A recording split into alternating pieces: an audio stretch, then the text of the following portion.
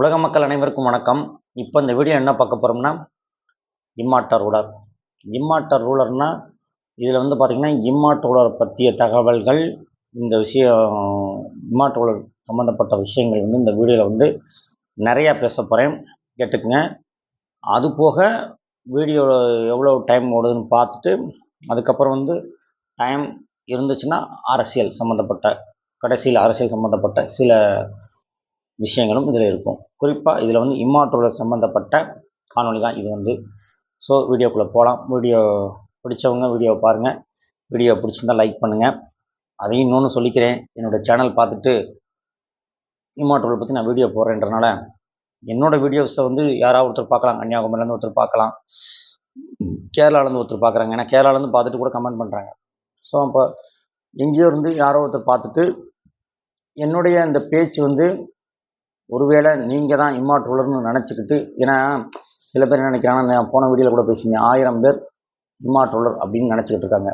So அப்போ என்னோடய video யாராவது பார்த்துட்டு தான் இம்மார்டல் ரூலர்னு நினச்சிட்டு ஏதாவது அதை நம்பிக்கிட்டு இருக்க வேண்டாம். உங்களுக்குன்னு ஒரு லைஃப்பில் ஒரு ஆம்பிஷன், ஒரு குறிக்கோள், ஒரு லட்சியம், அந்த லட்சிய பாதையை நோக்கி நீங்கள் பயணிங்கள்னு சொல்லிக்கிறேன். ஏன்னா மக்கள் சேனல் தமிழாக பார்த்துட்டு நான் பேசுனேன்னு சொல்லிட்டு கடைசியில் அந்த இம்மார்டல் ரூலர் அப்படின்ற அந்த இதுக்காக அவர் வரக்கூடிய அந்த காலகட்டம் வரைக்கும் நீங்கள் காத்திருக்க வேண்டாம். உங்களுக்கு கல்யாணம் பண்ணணுமா பண்ணிக்கோங்க, வீடை கட்டணுமா கட்டிக்கிங்க. போன வாட்டி சொல்லிட்டேன், நீங்கள் ஒரு ஓன் பிஸ்னஸ் பண்ணணும், சொந்த தொழில், இல்லை விவசாயம், நான் 10 ஏக்கர் வாங்கி விவசாயம் பண்ண போகிறேன், இல்லை நல்ல ஒரு ஜாபுக்கு போக போகிறேன்னா அந்த இதை நோக்கி பயணிகள். இந்த இம்மார்டல் ரூலர்ன்ற இதை நம்பிக்கிட்டு யாரும் உட்கார வேண்டாம் அப்படின்னு சொல்கிறேன். ஏன்னா நான் வந்து டெய்லி வேலைக்கு போயிட்டு வந்துடுவேன். இன்றைக்கி வேலைக்கு போயிட்டு வந்துட்டேன், நாளைக்கு எனக்கு லீவு, அதனால் வீடியோ போடுறேன். ஆனால் வந்து என்னடா லீவு, இதனால தான் வீடியோ போடுறேன்னு நினைக்காதீங்க. நான் 3 வருஷமாக வீடியோ போட்டுட்டு தான் இருக்கேன். அப்புறம் வந்து பார்த்தீங்கன்னா வீடியோக்குள்ளே வரேங்க. அதாவது வந்து நான் வீடியோ போடுறதோட நோக்கம் வந்து எப்படின்னா, மக்களுக்கு வந்து சில கருத்துக்கள், சில விஷயங்கள், சில முக்கியமான தகவல்கள் வந்து எனக்கு என்னுடைய சிந்தனையில் என்ன இருக்குது அப்படின்றத நான் அப்படியே உங்களுக்கு வந்து வெளிப்படையாக வந்து வீடியோ போட்டுக்கிட்டு இருக்கேன். இப்போ இன்றைக்கி இம்மார்டல் ரூலர் பற்றி நான் என்ன சிந்திச்சேன்னா, அந்த வீடியோ போடுறதுக்கு முன்னாடி ஒரு 10 நிமிஷம் சிந்திச்சது தான் உங்கள்கிட்ட இப்போ நான் விஷயங்கள் ஷேர் பண்ண போகிறேன், கேட்டுக்குங்க. அதாவது இம்மார்டல் ரூலர் வந்து நாஸ்ட்ராடமஸ் ப்ரெடிக்ஷனில் இருக்குது, 2025 வருவார் அப்படின்னு சொல்லி நான் சொல்லியிருந்தேன். ஒரு 3 இயர்ஸ்க்கு முன்னாடி 2022 நான் வீடியோ போட்டுக்கிட்டு இருக்கேன். ஸோ வந்து பார்த்தீங்கன்னா இம்மார்டல் ரூலர் வந்து 2025 வருவார் அப்படின்னு சொல்லி நான் சொல்கிறேன். அது வந்து 2025, 2026 அந்த காலகட்டம் வரும்போது உங்களுக்கே புரியும். அதே மாதிரி வந்து பார்த்திங்கன்னா கோரக்கர் அருளிய சந்திரரேகை அப்படின்ற நூல்லையும் ப்ரெடிக்ஷனில் இருக்குது. அதில் ஆண்டு தெளிவாக குறிப்பிடவில்லை. ஆனால் வந்து இதெல்லாம் இருக்கிறதுனால நம்ம இம்மார்டல் ரூலர் வருவார்னு சொல்லி நான் மட்டும் இல்லை, நிறையா வீடியோஸ் நீங்கள் யூடியூப்பில் போட்டு பார்த்தீங்கன்னா கிட்டத்தட்ட 1,00,000 வீடியோஸ் வரைக்கும் நிறையா பேர் போட்டிருக்காங்க. ஸோ அந்த நம்பிக்கையின் அடிப்படையில் அதுபோக அந்த நாஸ்ட்ராடமஸ் ப்ரெடிக்ஷன், அந்த சித்தர்கள் ப்ரெடிக்ஷனில் வந்து அப்படி இருக்கிறது. இந்த யாகு மெடிடேஷன் அவங்களோட யூடியூப் சேனல்ஸ், சில முக்கியமான யூடியூப் சேனல்ஸ் அவங்க எல்லாம் சொல்கிறாங்க.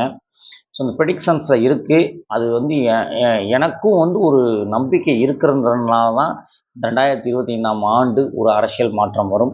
அந்த அரசியல் மாற்றத்தை தமிழக அரசியலில் வந்து இந்திய அரசியலில் வந்து ஒரு மிகப்பெரிய தாக்கம் ஏற்படும். ஒரு அதிர்வலை அப்படின்னு சொல்லக்கூடிய ஒரு சாதாரண தாக்கம் சொல்ல முடியாது. ஒரு அரசியலில் வந்து ஒரு மிகப்பெரிய தாக்கம் ஏற்பட்டு ஒரு மாற்றத்தை கொண்டு வர போகிறது தான் அந்த இம்மார்டல் ரூலர்.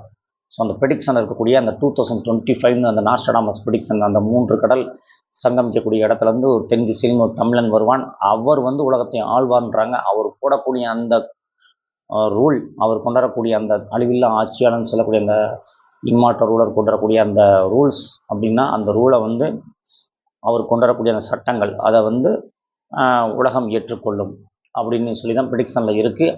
ஆசியா ஃபுல்லாக ஏற்றுக்குவாங்க. அதை எதிர்ப்பது முட்டாள்தனமானதுன்னு தான் சொல்லியிருப்பாங்க. ஸோ வந்து அப்போ அந்த 2025 என்ன நடக்க போகுதுன்றது நீங்கள் பார்க்கணும். 2025 to 26 ஒரு அரசியலில் ஒரு அதிரடியான மாற்றங்கள் வரும். ஏன்னா இன்றைக்கி நடக்கக்கூடிய அரசியல் வந்து பார்த்திங்கன்னா உங்களுக்கே தெரியும், நம்ம சொல்ல தேவையில்லை. இன்றைக்கி நடக்கக்கூடிய அந்த அரசியல் அப்படின்னு பார்த்திங்கன்னா அது வந்து ஒரு பிஸ்னஸ் மாதிரி தான் போயிடுச்சு.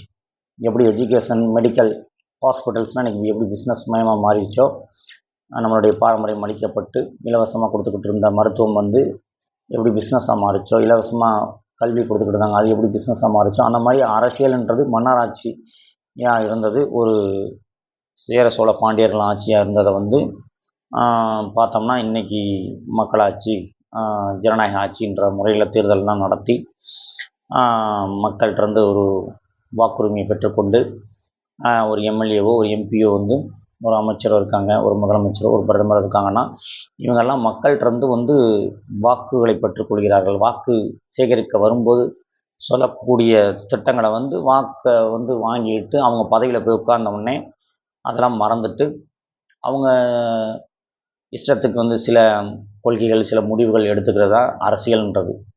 ஆனால் இப்போ பார்த்தோம்னா நான் சொல்லக்கூடிய அந்த இம்மாற்ற ரூலரோ இல்லை சேர சோழ பாண்டியர்கள் ஆட்சியோ அப்படி இல்லை. அந்த ஆட்சியெல்லாம் சோழர்கள் பாண்டியர்கள் ஆண்ட ஆட்சியெல்லாம் உங்களுக்கு தெரியும், சிறப்பான ஆட்சி, நேர்மையான ஆட்சி. ஆனால் இப்போ இருக்கக்கூடிய அந்த அரசியல் சிஸ்டம் எப்படி இருக்குன்னு உங்களுக்கு தெரியும். அவங்க என்ன பண்ணுறாங்கன்னா வாக்கு கேட்டு வருவாங்க. இப்போ வந்து பார்த்தீங்கன்னா 234 தொகுதியிலும் ஓட்டு கேட்டு வருவாங்க. 2021 வந்தாங்க ஜெயித்தாங்க. ஆனால் அவங்க சொன்னதெல்லாம் செஞ்சுருக்காங்களான்றது நீங்கள் தான் செக் பண்ணிக்கணும். அதனால் வந்து பார்த்தோம்னா எம்பி தேர்தல் நடந்துச்சு. கிட்டத்தட்ட தமிழ்நாட்டில் ஒரு 40 எம்பிக்கள் ஜெயிச்சிருக்காங்க. பார்த்தோம்னா மொத்தம் 546 எம்பிக்கள் அப்படின்னு சொல்கிறாங்க. இந்தியா முழுவதும் வந்து பார்த்தோம்னா கிட்டத்தட்ட ஒரு 300 எம்பிக்கள் 280க்கு மேலே போகும்போது மெஜாரிட்டின்றாங்க. ஸோ போன வாட்டிலாம் மெஜாரிட்டியாக இருந்தாங்க. இந்த வாட்டி அவங்க மெஜாரிட்டி கூட கிடையாது. இப்போ இருக்கக்கூடிய அந்த பிரைம் மினிஸ்டரை சொல்கிறேன். ஸோ அப்போ அவங்களுமே வந்து ஒரு 300 எம்பிக்கள் அந்த கூட்டாட்சியில் இருக்காங்கன்னு வச்சுக்குவோம். ஸோ அவங்க எல்லாருமே எப்படின்னா தேர்தல் நேரத்தில் மட்டுமே வந்து ஒரு எம்எல்ஏவோ எம்பியோ மக்களை சந்திக்கிறாங்க. ஸோ அப்புறம் தேர்தல் முடிஞ்ச பின்னாடி பார்த்தீங்கன்னா அவங்க கொடுக்குற அந்த வாக்குறுதிகளை வந்து அவங்க வந்து நிறைவேற்றுவார்களான்னா நிறைவேற்ற மாட்டார்கள் அப்படின்னு தான் நம்ம சொல்ல முடியும். நிறைவேற்ற மாட்டார்கள். அதனால தான் நம்ம அந்த இம்மாற்றோட ஆட்சியை நோக்கி காத்துக்கிட்டு இருக்கோம். அதைத்தான் இன்றைக்கி நான் பேச வந்தேன். ஸோ இப்போ இந்த வீடியோவில் நான் குறிப்பாக சொல்ல வந்து என்ன பார்த்தீங்கன்னா அந்த இம்மாற்ற ரூலர் ஆட்சி வந்து 2025 to 26 வரும். அந்த இம்மாற்ற ரூலருடைய ஆட்சின்றது எதன் அடிப்படையில் வரும்னா அந்த சோழர்கள் பாண்டியர்கள் செஞ்சாங்க இல்லையா, அந்த பாண்டியர்கள் செஞ்ச அந்த நேர்மையான ஆட்சி, அந்த தமிழனுடைய ஆட்சி தான் அந்த இம்மாற்றுவர் ஆட்சி அப்படின்னு நான் சொல்கிறேன். சரிங்களா? ஏன்னா இன்னைக்கு ஒரு நேர்மையான ஆட்சி கிடையாது. ஏன்னா வந்து பார்த்தோம்னா நேர்மையான ஆட்சி வந்து இந்தியாவில் ஏதாவது ஒரு மாநிலத்தில் இருக்குமான்னு பார்த்தா எங்கேயுமே கிடையாது. உலகத்துலேயுமே கிடையாது, எங்கேயுமே கிடையாது. ஏன்னா குரானில் என்ன சொல்கிறாங்க, வட்டிக்கு விடுறது தப்புன்றாங்க. அதாவது வந்து பார்த்தோம்னா பேங்க்லனா இன்றைக்கி போய் ஒரு லோன் கேட்டிங்கன்னா வட்டி போடுறாங்க. ஒரு 8%, 7.5%, 8%, 8.5%, 9.5%. சில பிஸ்னஸ் லோனுக்கெலாம் 12.5%, 12.5, 12% வந்து வாங்குறாங்க. ஒரு பிஸ்னஸ் லோனோ ஒரு ஹோம் லோனோ ஒரு எஜுகேஷன் லோனோ நீங்கள் வாங்கும்போது கல்வி கடன், விவசாய கடன்னா கொஞ்சம் லோன் வட்டி கம்மியாக இருக்கும்.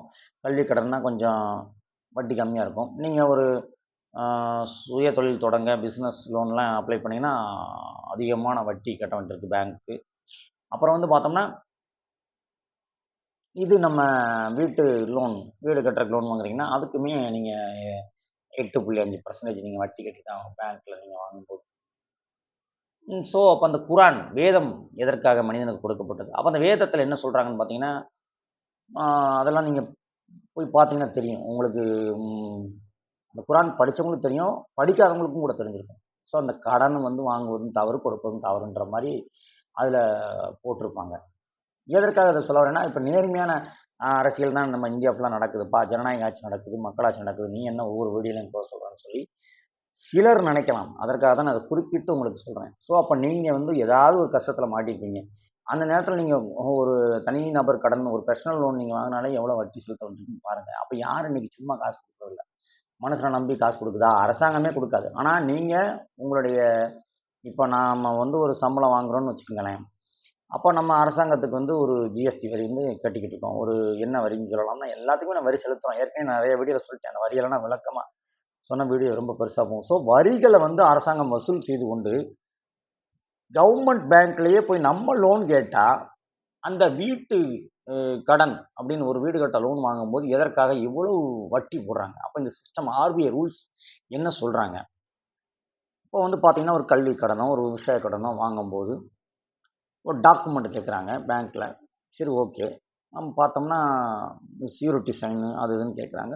பணம் வாங்கும்போது நம்ம வந்து ரொம்ப வட்டி வந்து கட்ட முடியாட்டி பார்த்தோம்னா, ரொம்ப மக்களுக்கு வந்து துன்பத்த குடுக்குறாங்க. இந்த ஆட்சி முறை வந்து. இந்த இம்மார்டல் ரூலர்ன்னு எதற்காக வர வேண்டும் ஒருவர் அப்படின்னு சொல்றேன்னு பார்த்தீங்கன்னா, இந்த இந்த கிரெடிட் கார்டு அது இதுன்னு போட்டு மக்கள் இப்ப பணத்த நோக்கி போய்க்கிட்டு இருக்காங்க பார்த்தோம்னா. பணத்த நோக்கி போம்போது, மக்கள் வந்து பார்த்தோம்னா, ஒரு கல்வி வந்து ஒரு இலவசமா கிடைச்சுக்கிட்டு இருந்துச்சு. இன்னைக்கு அந்த உயர் நிலை கல்வி, அதாவது ஒரு பல்கலைக்கழகம் அப்படின்னு சொல்லக்கூடிய இந்த யுனிவர்சிட்டில நீங்க போய் படிக்கணும், ஒரு டாக்டர் ஆகணும் அப்படின்னா சாதாரண விஷயம் கிடையாது. அப்ப நீங்க கடன் வாங்கி தான் படிச்சாகணும். ஒரு இன்ஜினியர் ஆகணும் அப்படின்னு நீங்க ஆசைப்பட்டீங்க.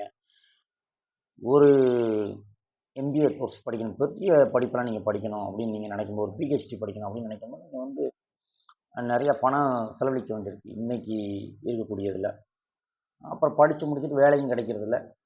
அப்புறம் பார்த்தோம்னா நெறைய சிரமங்கள சந்திக்க வேண்டியிருக்கு.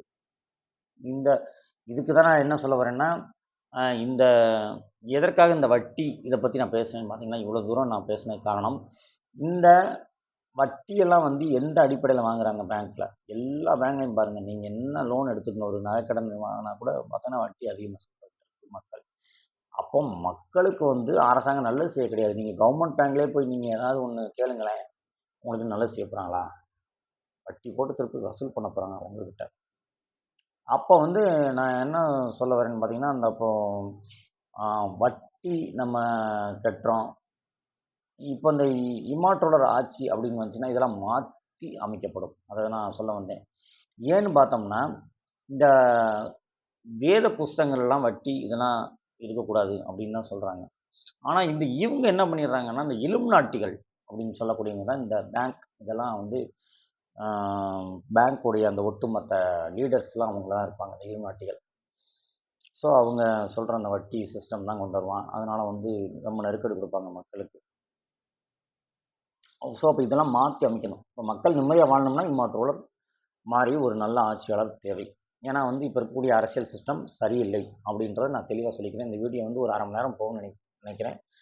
அதனால வீடியோ வந்து நீங்க வந்து ஃபுல்லா பார்த்துட்டு உங்களுடைய கருத்துக்கள்லாம் நீங்க கமெண்ட்ல சொல்லுங்க. அப்புறம் வந்து பார்த்தீங்கன்னா, அப்போ அந்த இம்மார்டல் ரூலர் வந்து ஏன்னா ஃபியூச்சர் சென்ஸ் ஆஃப் காட் அப்படின்ற சகோதரர் வந்து நேத்து ஒரு கொஸ்டின் கேட்டிருந்தாங்க. அதாவது சிவனுடைய ஆட்சி, முருகனுடைய ஆட்சி, சித்தர்கள் ஆட்சி தான் இம்மார்டலர் ஆட்சி அப்படின்னு நான் சொல்லியிருந்தேன்னு சொல்லி, அதுக்கு அவங்க விளக்கம் குடுத்து நீங்க ஒரு வீடியோ போடுங்கன்னு சொல்லியிருந்தாங்க.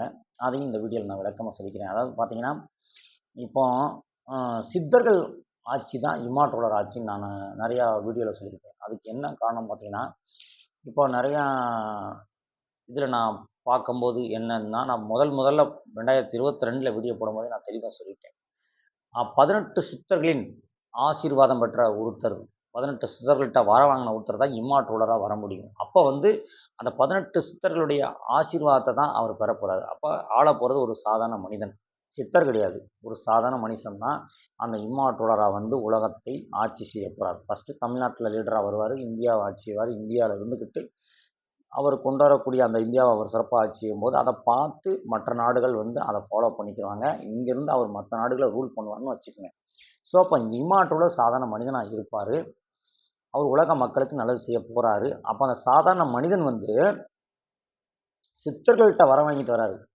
சித்தர்கள்ட்ட வரமும் ஆசீர்வாதமும் வாங்கிட்டு வந்து சித்தர்கள்ட்ட ஆசீர்வாதம் வாங்கிட்டு வந்து ஆட்சி செய்யறதுனால தானே அதை சித்தர்கள் ஆட்சின்றேன். ஆள போறது சித்தர்கள் கிடையாது. போகரோ பூரக்கர் ஐயாவோ வந்து ஆள போறது கிடையாது. அகஸ்தியர் சித்தர்ன்னு சொல்லக்கூடியவர்லாம் வந்து ஆள போறது கிடையாதுங்க. ஆள போறது சாதாரண மனிதர். ஆனா எங்க வரம் வாங்கிட்டு வராரு? சித்தர்கள்ட்ட வரம் வாங்கிட்டு வராரு. சித்தர்கள்ட்ட வரம் வாங்கிட்டு வந்து அவர் ஆட்சி செய்ய போறதுனால தான் நான் சித்தர்கள் ஆட்சின்னு சொல்றேன். விளக்கம் இப்ப குடுத்துட்டேன். புரிஞ்சிருச்சுங்களா? அப்புறம் வந்து முருகனுடைய ஆட்சி அப்படின்னு நான் சொல்றேன். முருகன் வந்து டைரக்ட்டா ஆள போறது கிடையாதுங்க. முருகன்ட்ட வந்து அவர் வந்து சில வரங்கள் வாங்கிட்டு வராரு.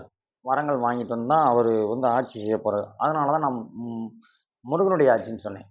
இன்னொன்னு நமக்கு என்னன்னு சொல்லலாம்னு பார்த்தீங்கன்னா, அந்த சாதாரண மனிதனுக்கு வந்து இலுமினாட்டிகள எதிர்க்கும் அளவுக்கு சக்தி இருக்குமானா இருக்காது. ஸோ, அப்ப அவர் வந்து சிவன், முருகன் இவங்கட்டலாம் வந்து அந்த ஒரு ஏன்னா அவர் போய் தன்னுடைய அந்த அறிவாற்றலை கொண்டும், தன்னுடைய அந்த சக்தின்னா தாங்கிட்ட இருக்கக்கூடிய அந்த சாதாரண மனிதன் இருக்கக்கூடிய அந்த ஆற்றலை கொண்டு இலுமினாட்டிகளை எதிர்ப்பது கடினமானது. ஏன்னா இலுமினாட்டிகள் என்பவர்கள் வந்து ஒரு தீய குணம் கொண்ட, தீய பாதையில் பயணிக்கக்கூடிய அந்த சாத்தான் இருக்கக்கூடிய சக்தி அவங்ககிட்ட இருக்குன்னு வச்சுக்கோங்க. அந்த யார்ட்ட? அந்த இலுமினாட்டிகள்ட்ட. ஸோ, அப்ப அந்த இம்மாற்றோலர்ட்ட வந்து அந்த இறை சக்தி வேணும். அப்ப அவர் செய்யப்போறது இறையாட்சி. அப்ப இனிமே நான் கொடுக்கக்கூடிய தலைப்பு இந்த வீடியோலயே குடுத்துர்றேன். வரப்போறது இறையாட்சி. அத மொதல்ல புரிஞ்சுக்கங்க. ஏன்னா நான் எடுத்தோனே குரான சொன்னேன். குரான் என்ன சொல்லுது? பைபிள் என்ன சொல்லுது? நான் ஏற்கனவே வீடியோல சொல்லியிருப்பேன் உங்களுக்கு பைபிள்னு.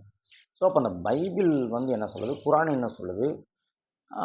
அதே மாரி சிவன் ட்டருந்து அவரு ஆசீர்வாதமும், முருகன்ட்டருந்து ஆசீர்வாதமும், 18 சித்தர்கள்ட்டருந்து ஆசீர்வாதமும் வாங்கிட்டு வந்து, அந்த சித்தர்கள் கிட்ட ஒரு அறிவாற்றல் இருக்கும் பார்த்தீங்களா? அந்த மாரி ஒரு அறிவாற்றல் இவர்ட்ட இருக்கும். அப்ப அப்படிப்பட்ட ஒரு நுணுக்கமான, ரொம்ப ஒரு உயர்ந்த அறிவாற்றல் கொண்ட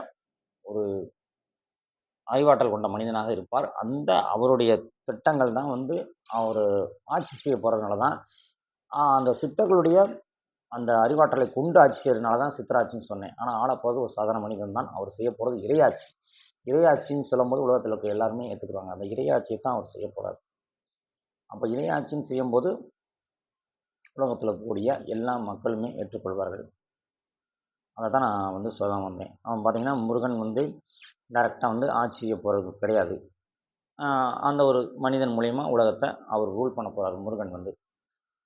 முருகன் வந்து அந்த தென் திசையில் பிறந்த மனிதனுக்கு சில வரங்கள் அளித்து, அந்த குறிப்பிட்ட காலம் வரும்போது, அந்த மனிதனுக்கு உண்டான சக்திகளை வழங்கி, அந்த மனிதனுக்கான முழு அதிகாரத்தையும் சிவன், முருகன், சித்தர்கள் வழங்குவார்கள். அந்த மனிதன் வந்து மனிதனை கொண்டு உலக மக்களுக்கு நன்மையை செய்வார்கள். அந்த மனிதனை கொண்டு உலகத்தை வழி நடத்துவார்கள். அந்த மனிதனை கொண்டு தான் அந்த மனிதனுக்குள்ள இருக்கக்கூடிய அந்த சக்தி தான் அந்த இளம் நாட்டிகளையும் அடித்து என்ன சொல்றது? அவர்களை மிஞ்சிய ஒரு திட்டத்தை வகுத்து அவர்களை மிஞ்சும் அளவிற்கு அவர் வந்து அழகா ரூல் பண்ணி கொண்டு போவார் மக்களை. ஏன்னா இப்படியே உலகம் வந்து போயிட்டு இருக்காது. ஸோ அப்போ அந்த இம்மார்ட் ரூலர் வந்து எப்படி ஆள போறாருன்றதை நான் உங்கள்கிட்ட சொல்லிட்டேன். ஏன்னா அந்த இம்மார்ட் ரூலர்ன்றது அந்த இளம் நாட்டுகளை எதிர்க்கும் போது அவருக்கு பல பிரச்சனைகள் வரலாம். அப்போ அந்த பிரச்சனைகள்லேருந்து காப்பாற்ற போறது தான் சிவன், முருகன், சித்தர்கள். இவங்க தான் காப்பாற்ற போறாங்க. அப்போ அந்த இறையாட்சி அந்த 3 பேரும் வேற யாரும் இல்லை. சிவனும் இறைவன் தான். முருகன் இறைவன், சித்தர்கள் வந்து இறை வழிபாட்டில் உயர்ந்த நிலையை அடைந்தவர்கள். சித்தர்கள் வந்து மிக உயர்ந்த நிலையை அடைந்தவர்கள், ஞானம் அடைந்தவர்கள். அவர்கள்ட்ட அறிவாற்றல் நிறையா இருக்குது. அது வந்து இம்மாற்றோர்களுக்கு கிடைக்கும். சிவன்ட்டையும் முருகன்ட்டையும் சக்திகள் இருக்குது. அதுவும் அந்த இம்மாற்றோர்களுக்கு கிடைக்கும். இந்த எல்லாம் சேரும்போது அவர் செய்ய போகிறது ஒரு இறையாட்சி. அந்த இறையாட்சி வந்து தர்மத்தின் ஆட்சி. அந்த தர்மத்தின் ஆட்சி நடக்கும்போது என்ன ஆகும்னா, இளம் நாட்டிகள் அவங்க வந்து இளம் நாட்டிகளோ அல்லது வேற யாராவது இந்த மக்கள் எல்லாம் வந்து துன்பத்துக்கு ஆளாகிறாங்கன்னு நான் உங்கள்கிட்ட சொன்னேன் இல்லையா? அந்த கல்வி கடன் வாங்கினா கூட அதை கட்டாட்டி துன்பப்படுத்துறது, வீட்டு லோன் வாங்கினாங்கன்னா அவங்கள துன்பப்படுத்துறது, ஒரு விவசாய கடன் வாங்கிய ஒரு விவசாயியை போய் டிராக்டரை பிடுங்கிட்டு மாடுகள்லாம் பிடுங்கிட்டு வந்து கடன் அடைக்க முடியாட்டி பிடுங்கிட்டு வந்துடுறது, இந்த மாதிரி ஒரு கொடுங்கோலான ஆட்சி நடந்துகிட்டு இருக்கக்கூடிய நமது இந்திய தேசத்தில் இம்மாற்றோடர் செய்யப்படுற ஆட்சி என்பது விவசாயிகளுக்கு முதல் முன்னுரிமை கொடுக்கக்கூடிய ஆட்சியாக இருக்கும். ஏழைகளுக்கு முதல் முன்னுரிமை கொடுக்கக்கூடிய ஆட்சியாக இருக்கும். அந்த கல்வி முக்கியத்துவம் கொடுக்கக்கூடியது, இலவச மருத்துவம், இலவச கல்வி, விவசாயத்துக்கு வந்து முன்னுரிமை. இதுதான் வந்து மனசாட்சியின் அடிப்படையில் நடக்கக்கூடியது தான் அந்த இம்மாற்றோட ஆட்சி. மக்களை அன்பா நேசித்து மக்களுக்கு வந்து இறையாட்சின்னு சொல்லும்போது இதில் வந்து எந்த மத வேறுபாடும் கிடையாது. எல்லா மதத்தவரும், ஏன்னா மதங்களை உருவாக்குனதே அந்த இளம் நாட்டிகள் தான். மதங்களை உருவாக்கியது அந்த இளம் நாட்டிகள் தான். ஸோ இப்போ அந்த மதங்கள் எல்லாம் வந்து இம்மாற்றோட ஆட்சி வந்தோடனே அந்த மதங்கள் எல்லாம் எப்படி உருவானது, இதற்கு பின்னாடி என்னென்ன சதிகள் நடந்தது, எல்லா உண்மை வெளி வந்துடும். இப்போ மதங்கள், மொழிகள், ஜாதி இது வாரியாக மக்களை பிரித்து வச்சுருந்தாங்க அந்த இளம் நாட்டிகளை. அதையெல்லாம் அவர் உடைத்தெறிந்து அந்த உண்மையெல்லாம் வெளியில் கொண்டு வந்து அவர் வந்து சூப்பராக மக்களை ஒரு குடைந்தில் இணைச்சி அழகாக ஆட்சி செய்வார். அதெல்லாம் நீங்கள் பார்க்கத்தான் போவீங்க. ஸோ அப்போ அந்த இம்மாற்றோலருக்கு வந்து ஆபத்து வரும்போது, அப்போ இம்மாற்றோலரை காப்பாற்றுறது தான் அந்த சிவன், முருகன், சித்தர்கள் மறைமுகமாக இருந்து உதவி செய்வார்கள். இதை நீங்கள் பார்க்க போகிறீங்க. அந்த பிரபஞ்ச ஆற்றலும் இறங்கி வரும். பஞ்சபூத சக்தியும் அவருக்கு துணை இருக்கும். பஞ்சபூத சக்தியும் துணை இருக்கும். பிரபஞ்ச ஆற்றலும் துணை இருக்கும். நான் சொன்னக்கூடிய அந்த இறையாற்றல் சிவன், முருகன், சித்தர்கள் துணை இருக்கும்போது அவரை வந்து ஒன்றும் செய்ய முடியாது.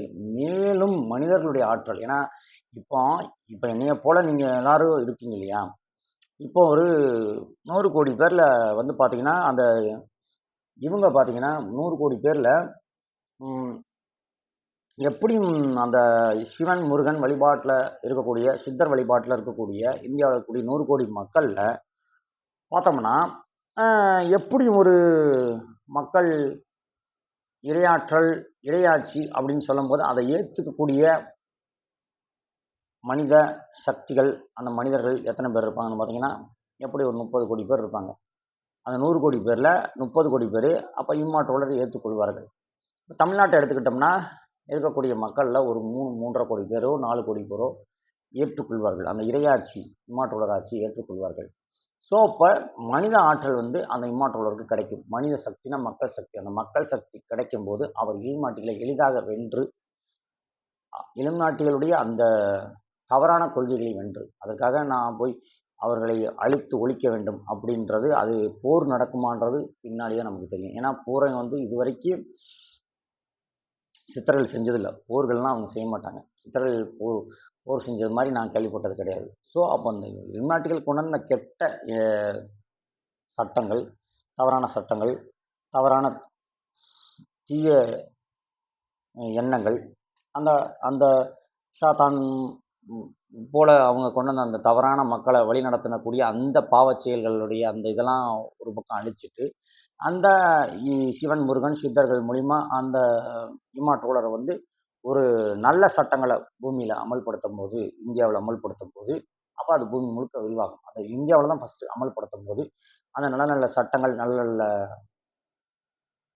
திட்டங்கள், நல்ல நல்ல கொள்கைகள வந்து தீய இதெல்லாம் அழிச்சிட்டு, நல்ல கொள்கைகள், சட்டங்கள் கொண்டு வரும்போது, அத மக்கள் ஏற்றுக்கொள்ளும்போது, அப்ப இலுமினாட்டிகளுடைய அந்த இதெல்லாம் ஓரங்கட்டப்பட்டு, இதெல்லாம் அங்கீகரிக்கப்பட்டு, அதாவது இறையாட்சின்னு சொல்றோம் நம்ம வந்து. அப்போ அந்த இம்மாற்றுலருக்கு இடைஞ்சல் கொடுக்க அந்த இலுமினாட்டிகள் முயற்சி செய்யும்போது, அந்த இறையாட்சி செய்ய போறது இம்மாற்றுலர். அப்ப அவருக்கு பின்னாடி இருக்கக்கூடிய அந்த தெய்வ சக்தியானது, அந்த இலுமினாட்டிகளையும், அவர்கள் பின்னாடி பயணித்தவர்களையும் அழித்து ஒழிப்பதற்கு சில திட்டங்கள் கொண்டு வருவாங்க. ஆனா வந்து இம்மாற்றுலர் ரொம்ப ஈஸியா வந்து உலகத்தை வந்து ஆட்சி செய்வார். இத வந்து நான் உங்களுக்கு எப்படி விளக்கமா எக்ஸ்பிளைன் சொல்லணுமோ சொல்லிட்டேன். தெரிஞ்சுக்கங்க. ஸோ, அப்ப சித்தர்கள் ஆட்சி அப்படின்னு சொன்னோம்னா, சித்தர்களுடைய அந்த அறிவாற்றலை கொண்டு செய்ய போறார் இம்மாற்றுலர். அதான் இறையாட்சி அப்படின்னு சொல்றோம். சிவன், முருகனுடைய ஆட்சின்னு சொல்லும்போது, அப்ப அந்த அவங்கள்ட்ட இருக்கக்கூடிய அந்த அவங்க டைரக்ட்டா வந்து சிவனோ, முருகனோ வந்து நேரடியா வந்து மனிதனை இனிமே ஆட்சி செய்ய முடியாது. ஏன்னா, அவங்க வந்து குண்டலினி சக்தி எழுப்பி பிரபஞ்சத்தோட இருக்காங்க. அந்த பிரபஞ்சத்திலருந்து சில ஆற்றல், சில சக்திகள் இம்மாற்றுலருக்கு கிடைக்கும். அவர் அதை பயன்படுத்தி மக்களுக்கு நல்லது செய்ய தான் போறாரு. இத பார்க்க தான் போறீங்க. ஏன்னா வந்து தொடர்ந்து இன்னைக்கு வந்து பார்த்தோம்னா, இது நடந்துகிட்டு தான் இருக்கு. தப்புக்கள். தப்புக்கள் நடந்துகிட்டே இருக்கு நெறைய உலகத்துல. ஸோ பார்த்தோம்னா வந்து மனசாட்சியே இல்லாம நெறையா சட்டங்கள வந்து கொண்டு வராங்க. நெறையா நம்ம பார்த்துட்ருக்கோம். இத பத்தி நான் முடிஞ்சா நாளைக்கு ஒரு வீடியோ போடுறேன். இன்னைக்கு வந்து எனக்கு என்ன தோணுச்சோ அத நான் சொல்லிட்டேன் உங்களுக்கு வந்து. ஸோ இதெல்லாம் எப்போ நடக்கும்னு கேட்டிங்கன்னா, 2025 டூ அந்த 26 அப்படின்ற டயத்துல அந்த இம்மாற்றுலர் வந்து வெளியில வந்து ஆ ஆட்சி செய்வார். ஸோ இப்போ பார்த்தோம்னா, இன்னைக்கு வந்து பார்த்தோம்னா, ரஷ்யா வந்து அணு ஆயுதத்தை பயன்படுத்த போது, அணுகுண்டு வந்து பயன்படுத்த போறாங்க அப்படின்னு ஒரு பக்கம் சொல்லிட்டு இருக்காங்க. அப்போ வந்து பார்த்தீங்கன்னா, இந்த இம்மாற்றுலருக்கு எதிராக எந்த ஆயுதமும் செயல்படாது. ஏன்னா, அவருக்கு வந்து சில இயற்கையாவே சில சக்திகள் இருக்கும். நான் தான் சொல்லிட்டேனே உங்களுக்கு. பிரபஞ்ச ஆற்றலே பஞ்சபூத சக்தியுமே அவருக்கு உதவி செய்யும்போது, அந்த ரஷ்யா அப்படின்ற நாடு வந்து சில நாடுகளோட இப்ப சண்டை போட்டுட்டு இருக்காங்க. அமெரிக்காவுல இருக்கக்கூடிய அந்த ட்ரம்போ, இஸ்ரேல் இருக்கக்கூடிய அந்த நாடுகளோ எல்லாரும் சேர்ந்து ஒருத்தருக்கு ஒருத்தர் இப்ப வந்து சண்டையிட்டுக் கொண்டிருக்கிறார்கள். இப்ப இதெல்லாம் முடிவுக்கு வந்து சீக்கிரம் வரும். அந்த இம்மாற்றோட வரக்கூடிய காலகட்டமும் அந்த டயத்துல தான் வருது உங்களுக்கு வந்து பார்த்தீங்கன்னா. ஸோ, அப்போ வந்து அந்த நீங்க எல்லாம் நினைக்கலாம், என்ன சாதாரண மனிதன் எப்படி ஆள முடியும்? ரஷ்யாட்ட எவ்வளோ அணு ஆயுதம் இருக்கு, அமெரிக்காட்ட எவ்வளோ இருக்கு, சைனால எவ்வளோ இருக்கு. இருக்கட்டும், எல்லாம் இருக்கட்டும். இறையாட்சியின் முன்னாடி, பிரபஞ்ச ஆற்றல் முன்னாடி, இறைவனுடைய ஆற்றல் முன்னாடி, இறையாட்சி முன்னாடி இதெல்லாம் ஒன்றுமே நடக்காது. ஸோ இம்மார்ட்டல் இதையெல்லாம் மீறி அவர் ஆட்சி செய்வார். இதெல்லாம் மீறி உலகத்தை ரூல்ஸ், அந்த உலகத்துக்கு வந்து சில சட்டங்களை கொண்டு வந்து அதைத்தான் மனிதர்களை பூரா ஒரு குடையின் கீழே அன்பால இணைப்பார். அதைத்தான் இம்மார்ட்டோட செய்ய போகிறார். அதே மாதிரி வந்து பார்த்தோம்னா இம்மார்ட்டல் ரூலருக்கு வந்து ஆபத்து வர்றதுக்கான வாய்ப்பு மிக மிக மிக மிக கம்மி தான். ஆபத்து வரவே வராது. அவருக்கு இறையாற்றல் துணை நிற்கும். அப்படி இன்னொன்று வந்து பார்த்தீங்கன்னா அவர் எப்படி செய்வார்னு கேட்டிங்கன்னா, அதான் இந்தியாவுடைய தலைமை பதவிக்கு அவர் வருவார். அப்போ அந்த தலைமை பதவிக்கு வரும்போது இந்தியன் ஆர்மி ஃபுல்லாக அவருடைய கட்டுப்பாட்டுக்கு வரும். அந்த மக்கள் எழுச்சி, மக்கள் சக்தி, இந்தியாவில் இருக்கக்கூடிய அந்த மக்கள் சக்தி, மக்கள் எழுச்சியும் இவருக்கு கிடைக்கும். அப்போ இந்தியாவில் இருக்கக்கூடிய சக்தி கிடைச்ச உடனேவே ஆசியாவில் இருக்கக்கூடிய மக்கள் எல்லாருமே இந்த தலைவனை ஆதரிக்கும் போது உலகம் வந்து ஒரு குடையின் கீழே ஆளப்பட்டு அந்த இளம் நாட்டுகள் எல்லாம் ஒளிந்து போவார்கள். இப்படி தான் நடக்கிறதுக்கு வாய்ப்பு இருக்குது. ஏன்னா இளம் நாட்டுகள் வந்து தொடர்ந்து வந்து பார்த்தோம்னா உலகத்தை வந்து தாங்கள் கட்டுப்பாட்டில் வச்சுக்கிட்டு அந்த இளம் நாட்டுகள் கொரோனா வைரஸ் அப்படின்ற ஒரு நோயை பரப்பி மக்களெல்லாம் கொன்று குமிச்சதை நீங்கள்லாம் பார்த்துருப்பீங்க. யாராவது ஒருத்தன் எதிர்த்து கேள்வி கேட்க முடிஞ்சா கொரோனா வைரஸ் எதிர்த்து? நான் கேட்டாலும் நிறையா பேர் வீடியோ போட்டிருப்பீங்க. கேரளாலேருந்து கூட ஒருத்தர் வீடியோ போட்டார், இதெல்லாம் எப்படி நம்புறது அப்படின்னாரு. ஸோ அந்த கொரோனா வைரஸ் எதிர்த்து குரல் கொடுக்க முடிஞ்சா? முடியலை. சரி, இந்த பேங்க்கில் இவ்வளோ வட்டி வசூல் பண்ணுறானே, சில பேர் கடனை வாங்கிட்டு தற்கொலை பண்ணி செத்து போகிறாங்களே, கொரோனா நேரத்தில் எத்தனை பேர் வங்கிகளில் வாங்கினக்கூடிய அந்த லோனை செலுத்த முடியாமல் இறந்து போனாங்க, தற்கொலை செய்து குடும்பத்தோடு இறந்தாங்க. இதெல்லாம் எதிர்த்து யாராவது ஒருத்தர் கேள்வி கேட்க முடிஞ்சா? அதே மாதிரி முதல் உலகப் போரில் எத்தனையோ மக்கள் உயிரிழந்தாங்களே, எவனாவது ஒருத்தன் எதிர்த்து கேள்வி கேட்க முடிஞ்சா? அந்த 2ஆம் உலகப் போரில் அமெரிக்கா போய் ஜப்பானில் ஹிரோஷிமா நாகசாகியில் அணுகுண்டை போட்டு எத்தனை லட்சம் மக்கள் உயிரிழந்தார்கள்? யாராவது ஒருத்தர் கேள்வி கேட்க முடிந்ததா? முடியாமல் போனது இல்லையா? அப்போ நீங்கள் எல்லாரும் புரிஞ்சுக்கங்க, இதையெல்லாம் எதிர்த்து கேள்வி கேட்டு உலகத்தை அடக்கி ஒரு குடையின் கீழ் ஆட்சி செய்ய போகும் தமிழன், அவன்தான் இம்மார்ட்டல் ரூலர். அந்த ட்ரம்ப்பையும் ரூல் செய்யக்கூடியது, ட்ரம்ப்பையும் அடக்கி ஆளக்கூடிய திறமை, அந்த புட்டினை மிஞ்சிய, அந்த ட்ரம்ப்பை மிஞ்சிய, அந்த சைனா அதிபரை மிஞ்சிய ஆற்றல், இறை ஆற்றல், பிரபஞ்ச சக்தி அவனுக்குள் வரும் தருணம் இந்த உலகம் ஒரு குடையின் கீழ் வரும் அப்படின்னு சொல்லி நீங்கள் நம்பினால் நம்புங்கள், நம்பாமல் போங்களோ. அதுவே இறை ஆட்சி. உலகத்தில் இருக்கக்கூடிய அத்தனை 816 கோடி மக்களுக்கும் ஒரே ஆட்சி, அது இறை ஆட்சி தான். அதை வந்து இவங்க வந்து எலும் நாட்டுகள் வந்து மத ரீதியாக பிரித்து வச்சுக்கிட்டு இன்னைக்கு எத்தனையோ மதங்கள் உலகத்தில் இருக்குன்னு சொல்கிறாங்க. எந்த மதங்களுமே கிடையாதுன்னு நான் சொல்கிறேன். எந்த மதங்கள் இருக்கு சொல்லுங்க? ஒரே மதம், மனிதன் தான். மனிதன் வந்து அந்த பஞ்சபூத தத்துவத்தில் சொல்கிறாங்க இல்லையா, அந்த இயற்கையாக வந்து மனிதன் வாழ்ந்துக்கிட்டு இருந்தான். பிரபஞ்சத்தில் வந்து நமக்கு சில சக்திகள் கிடச்சிக்கிட்டு இருக்கு. இதுதான் வந்து உண்மை. அந்த அதுக்கு வந்து அடிப்படை வந்து நீங்கள் வந்து மதங்களை வந்து நீங்கள் வந்து இவங்க இளநாட்டிகள் வந்து ஒரு 100 மதம் 200 மதத்தை கணக்கில் சொல்லுவாங்க. மொழிகள் 1000 மொழிகள் சொல்லுவாங்க. மக்களை இப்படி பிரித்து வச்சுருக்காங்க. ஆனால் அதெல்லாம் கிடையவே கிடையாது. ஒரே தான், காட் இஸ் லவ், அன்பே கடவுள். அவ்வளோதான் முடிஞ்சது. அப்போ அந்த இம்மார்ட்டல் வந்து இப்படி என்னைக்கு உலகத்தில் கூடிய அத்தனை நாட்டு தலைவர்களையும் ஓரங்கட்டிட்டு அவர் உலகத்தில் இருக்க மக்கள் எல்லாம் ஒருங்கிணைத்து இப்போ பாகிஸ்தான், இந்தியா எல்லாம் ஒன்றா இணையும், அந்த மாதிரி ஒரு சூழ்நிலை வரும்.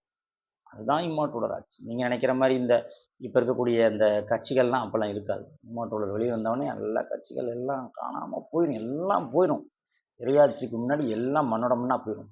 ஸோ அப்போ இந்த இறையாட்சியை கொடுக்க போகிறது யாருன்றதை நீங்கள் முதல்ல தெளிவாக தெரிஞ்சுக்கங்க. இறையாட்சியை கொடுக்க போகிறது இறைவன்.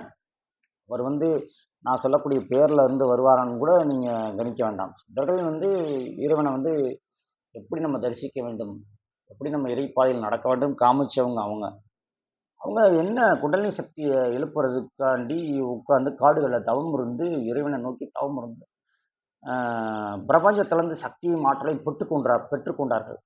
எங்கிருந்து சக்தியை அவர்கள் பெறுவார்கள்ன்றீங்க?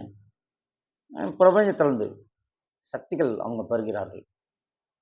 சக்திகள் பெற்றுக்கொண்டு சித்தர்கள் என்னென்ன செஞ்சாங்கன்னு உங்களுக்கு தெரியும். ஸோ அப்போ சித்தர்கள் நான் சொல்கிறது அதில் எல்லாருமே வந்துடுறாங்க. ஜீசஸ் வந்துடுறாரு, அவரும் சித்தர். ஸோ அப்போ இப்போ நான் என்ன சொல்ல வரேன்னா, நல்லா கேட்டுக்குங்க. மதம் எல்லாம் மனுஷன் உருவாக்குனது தான். இறைவன் ஒருத்தர் தான். மொழியெல்லாம் மனுஷன் அந்தந்த இதுகளுக்கு தகுந்து பேசிக்கிறீங்க, வச்சுக்கிறீங்க. இதெல்லாம் மனுஷங்கள் உருவாக்குனது. மொழி, மதம், ஜாதி இதெல்லாம் மனிதர்கள் உருவாக்குனது. இதெல்லாம் உடைத்து எறிந்து அந்த புதிய ஒரு இறை ஆட்சியை கொடுக்க போகிறது தான் அந்த இம்மார்டல் ரூலர் ஆட்சி. அதை தான் நீங்கள் ஃபஸ்ட் நல்லா புரிஞ்சுக்கணும். அதுதான் அந்த இம்மார்டல் ஆட்சி. அதை நீங்கள் கூடிய விரைவில் பார்க்கத்தான் போகிறீங்க. ஏன்னா இன்னொன்று இம்மார்டலருக்கு எப்படி சக்திகள் கிடைக்கும்ன்றதை நீங்கள் தெரிஞ்சுக்கங்க. அவருக்கு பிரபஞ்சத்திலிருந்தும் சக்தி கிடைக்கும். பிரபஞ்சத்திலேருந்து அவருக்கு சில சக்திகள் கிடைக்கும். எல்லா இறைவனும் சேர்ந்து அவருக்கு சக்தி கொடுப்பாங்க. இப்போ இறைவன்கிட்ட வந்த தூதர்கள் யாராருன்னு உங்களுக்கு தெரியும். நம்ம ஒன்றும் சொல்ல தேவையில்லை. பைபிளில் பார்த்தா ஜீசஸ்ம்பாங்க. ஸோ அப்போ ஜீசஸ் சக்தி கொடுப்பாரு, முருகன் சக்தி கொடுப்பாரு.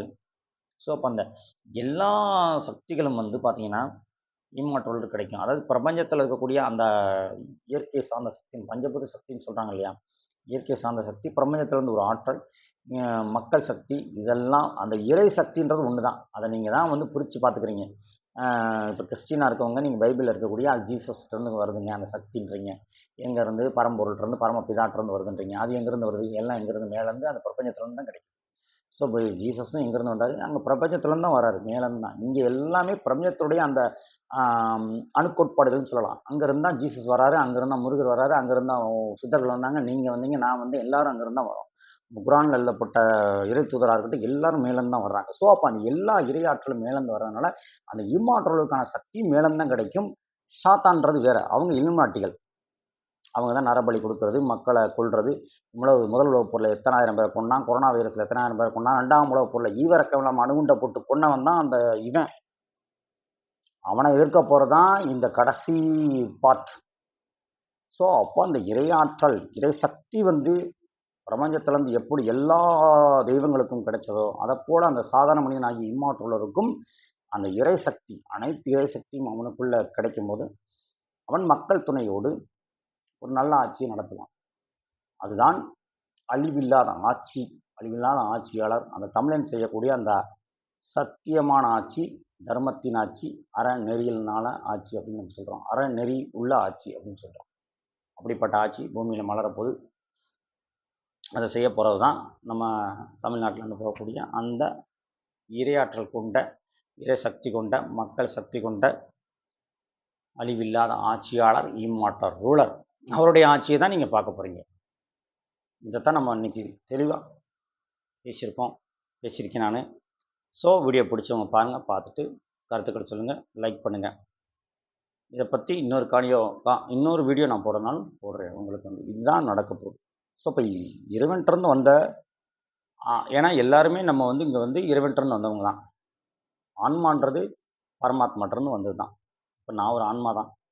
நான் இப்போ வீடியோ போட்டுக்கிட்டு இந்த ஆன்மா எங்கேருந்து பார்த்தீங்கன்னா பரம்பொருளாகி அந்த பரமாத்மாட்டிருந்து வந்தோம். அப்போ எல்லா இறை தூதர்களும் அங்கேருந்து வர்றாங்க. மேலேருந்து மக்களுக்கு சில இதை சொல்கிறாங்க, சொல்லிவிட்டு மீண்டும் இறைவன்ட்டே போயிடுறாங்க. அப்போ அந்த ஆன்மாக்களுக்கு அப்போ இம்மார்டல் ரூலர்ன்றவரும் ஒரு மக்களை ஆளக்கூடிய ஒரு தலைவனாக வரும்போது அவருக்கு அந்த இறையாற்றல், இறை சக்தி, அந்த பிரபஞ்ச ஆற்றல் ஆகிய பரமாத்மான்றவர் சக்திகளை கொடுத்து பிறக்கும்போதே இவன் தான் அப்படின்றது அந்த சக்திகளை கொடுத்து அனுப்பி வைத்திருப்பார். அவனுக்கான இடைஞ்சல் இந்த பூமியில் பல விதமான இடைஞ்சல் கொடுக்கப்பட்டிருக்கும். அதையெல்லாம் தாண்டி அந்த இம்மாற்றலர் ஆட்சி செய்வார். ஆட்சி செய்து இது சாத்தான் போன்ற எண்ணம் கொண்ட அந்த இலுமினாட்டிகள் மக்களை அழிக்கணும், இந்த போர் மூலியமாக அழிக்கணும், நரபலி கொடுக்கணும், கொல்லணும், வைக்கணும்னு கெட்ட எண்ணம் இருக்கிறவங்க ஏதோ ஒரு ரூபத்தில் அவங்களெல்லாம் அழித்து ஒழிக்கப்பட்டு அந்த ஒரு நல்ல ஆட்சி இந்த பூமியில் மலரும். அதற்கப்புறம் வேணால் இந்த இம்மாற்றலோட ஆட்சி முடிந்த பின்னாடி வேணால் உண்மையான அந்த சக்தி யுகம் சொல்லக்கூடிய யுகம் வேணால் அதுக்கப்புறம் வேணால் மலரலாம். அது வரைக்கும் ஒரு பூமியில் ஒரு இப்போ நடக்கக்கூடிய அந்த நீங்கள் சொல்லக்கூடிய அந்த இப்போ இருக்க அரசியல்வாதிகளாம் அந்த இம்மாற்றலர் வந்தவனே ஒழிஞ்சிருவாங்க. அதுக்கப்புறம் வேணால் இறையாட்சி பூமியில் நடக்கலாம். அதெல்லாம் வேத புஸ்தகங்களை போட்டுக்க தான் செய்யுது. அதைத்தான் சத்தியுகம்னு சொல்கிறாங்க போல்.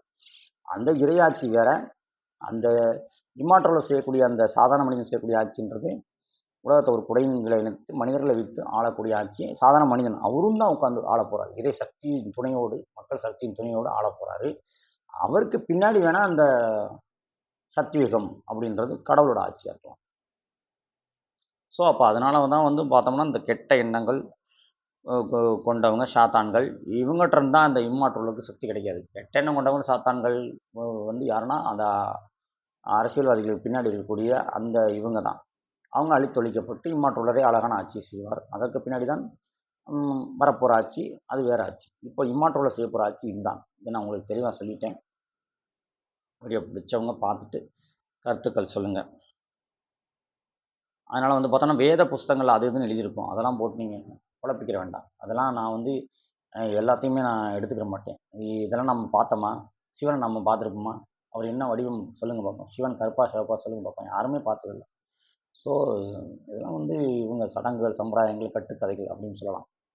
இறைவனை நானும் வணங்கிட்டு தான் இருக்கேன். கூட கோயிலுக்கு போயிட்டு தான் சாமி கும்பிட்டு வந்தேன். சிவன் கோயிலுக்கு போய் சாமி கும்பிட்டு அப்போ சிவன்றது பரம்பொருள், பரமாத்மா. பரமாத்மான்றது நம்மெல்லாம் வர்றோம். இங்கே இருக்கக்கூடிய அந்த பூமியை வந்து இவங்க வந்து அந்த தீய குணம் கொண்டவங்க வந்து இப்படி மாற்றி வச்சுருக்காங்க. அதை மாற்ற போகிற ஆட்சி தான் அந்த இம்மாற்றோட ஆட்சி. அவங்க முடிஞ்ச அளவுக்கு இம்மாற்றோட ஆட்சி சூப்பராக போய்கிட்டு இருக்கும். அவரே நல்லது பண்ணிடுவார். அதுக்கப்புறம் ஒருவேளை இறையாட்சின்றது இம்மாற்றோட ஆட்சி தான். அதுக்கப்புறம் வேணால் அந்த சொல்கிறாங்க பார்த்தீங்களா, இப்போ இந்த சில வேத புஸ்தகங்களில் கூட போட்டிருப்பாங்க. அதை பற்றி நம்ம அடுத்த காணொலியில் கூட பார்ப்போம். சத்தியுகம் அப்படி இப்படிம்பாங்க. அதுக்கெல்லாம் பாசிபிள் இருக்கான்றது நம்ம அடுத்த வீடியோவில் அது என்னென்னு பார்த்துட்டு ரிசர்ச் பண்ணுவோம். அதை பற்றி நிறையா காணொலி போட தான் செய்கிறாங்க. யுகம் மாற்றம் நடக்கும்போது சத்தியுகத்துக்குள்ள போகுன்றாங்க. இப்போ இருக்கிறது கலியுகன்றாங்க. கலியுகத்தோட முடிவில் வேணால் இம்மாற்றோட ஆட்சி செய்வார். அதுக்கப்புறம் வேணால் வேறு ஏதாவது யுகங்கள் மாறும்போது யுகம் மாறுமா இல்லையான்றதை நம்ம அடுத்த காணொலியில் அதை பற்றி தெரிஞ்சுக்கிட்டு பேசலாம் அப்படின்னு நான் சொல்கிறேன். ஸோ அதனால் வந்துட்டு மனிதர்கள் வந்து இவ்வளவு இது இருக்கும்போது நீங்கள் பணத்தை நோக்கி ஓடணுன்ற அவசியம் கிடையாது. ஒரு 2 ஆண்டில் உலகத்தில் டோட்டலாக எல்லாமே மாறிடலாம். இப்போவே ரஷ்யா வந்து பெரிய பெரிய அணு ஆயுதத்தெல்லாம் பயன்படுத்துறதுக்கு ரெடி ஆகிட்டு இருக்காங்க. ஸோ அவங்கெல்லாம் புரிஞ்சுக்கிட்டு மாறணும். மாறாட்டி மாற்றோடு வந்து எல்லாத்தையும் மாற்றத்தான் போகிறாரு, பார்க்கத்தான் போகிறாங்க. அணுகுண்டை எடுத்து பயன்படுத்துவீன்னு ரஷ்யா சொல்லுது. ஸோ இதே மாதிரி எல்லா நாடுகள் எடுத்து பயன்படுத்தும் போது அது அப்படியே அதை நம்ம கடந்து போக முடியாது. அதுக்கான முடிவு கட்டப்பட்டு ஒரு அந்த தீய எண்ணங்கள் கொண்டவங்களுக்கெல்லாம் ஒரு இனமாட்டிகளுக்கு ஒரு நல்ல முடிவை எடுத்து அவங்களெல்லாம் அழித்தொழித்து விட்டு நல்ல ஆட்சி பூமியில் அந்த இம்மாற்றோட ஆட்சி மலரும். அது மலர போகிறத நீங்கள் பார்க்கத்தான் போகிறீங்க. அதற்கு வந்து மனிதர்கள் எல்லாம் ஒன்றா இணைஞ்சு நீங்களும் அந்த இம்மாற்றோடரை வந்து யாருன்றதை கண்டுபிடித்து நீங்களும் அந்த இம்மாற்றோடர் பாதையில் பயணிக்கணும். இம்மாற்றோடர் பாதை வந்து என்ன பாதைன்னா இறைவனின் பாதை. நான் சொன்ன மாதிரி பரமாத்மா, பரம்பொருளாகிய அந்த கடவுள், இறைவன், அவர் பாதையில் நீங்கள் பயணிங்கள். நீங்கள் அங்கிட்டு என்னென்னமோ நடக்கலாம், அதுக்கு பின்னாடி நீங்கள் பயணிக்கக்கூடாது. ஒருத்தன் அணுகுண்டை போடுவேன்மா, ஒருத்தன் தீய இது செஞ்சுட்டு இருப்பான் அரசியல்வாதி. நீங்கள் அவன் பின்னாடி பயணிச்சிங்கன்னா நீங்கள் அவங்களோட சேர்ந்து நீங்கள் அழிக்கப்படுவீர்கள். ஆனால் நீங்கள் இறைப்பாதையில் நடந்து போங்க. இறைப்பாதையில் நீங்கள் நடந்து போகும்போது நல்ல ஒரு இறை ஆட்சி, இம்மாற்றோட ஆட்சி மலரும் போது நீங்கள் அதில் வந்து ஒரு நல்ல ஆட்சி இதாகும்போது நீங்கள் அதில் இருப்பீங்க அப்படின்னு நான் சொல்லிக்கிறேன். அடுத்த வீடியோவில் சந்திப்போம் மக்களே. எனக்கு தெரிஞ்ச அளவுக்கு இன்றைக்கி நான் விளக்கம் கொடுத்துருக்கேன். அடுத்த வீடியோ சந்திப்போம். நன்றி, வணக்கம்.